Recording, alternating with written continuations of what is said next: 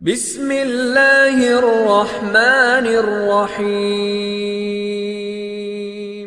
حضرت ابو ہریرہ رضی اللہ تعالی عنہ کا بھوک میں مسئلہ دریافت کرنا۔ حضرت ابو ہریرہ رضی اللہ تعالی عنہ فرماتے ہیں کہ تم لوگ اس وقت ہماری حالتیں دیکھتے کہ ہم میں سے بعضوں کو کئی وقت تک اتنا کھانا نہیں ملتا تھا جس سے کمر سیدھی ہو سکے۔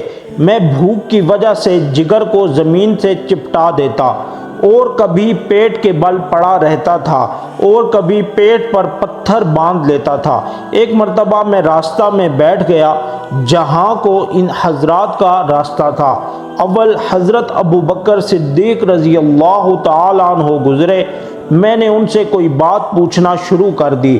خیال تھا کہ یہ بات کرتے ہوئے گھر تک لے جائیں گے اور پھر عادت شریفہ کے موافق جو موجود ہوگا اس میں تواضع ہی فرمائیں گے، مگر انہوں نے ایسا نہ کیا۔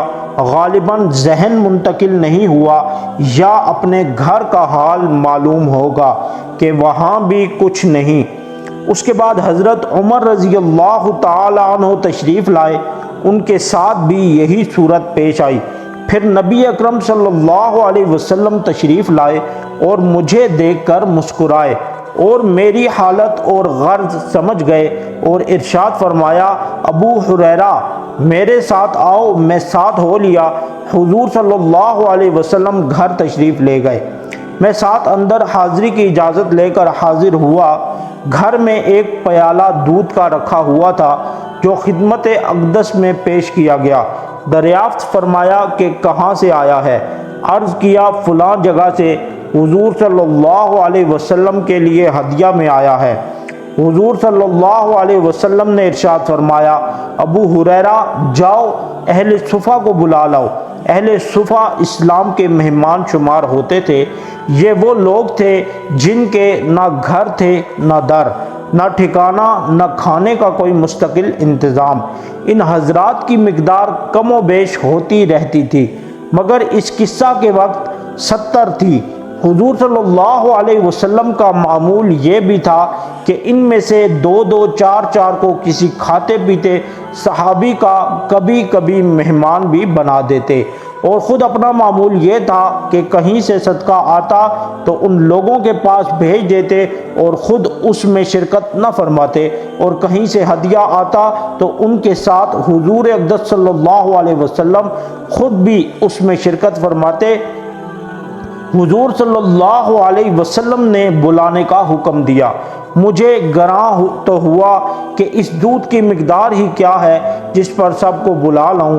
سب کا کیا بھلا ہوگا، ایک آدمی کو بھی مشکل سے کافی ہوگا، اور پھر بلانے کے بعد مجھ ہی کو پلانے کا حکم ہوگا، اس لیے نمبر بھی آخر میں آئے گا جس میں بچے گا بھی نہیں۔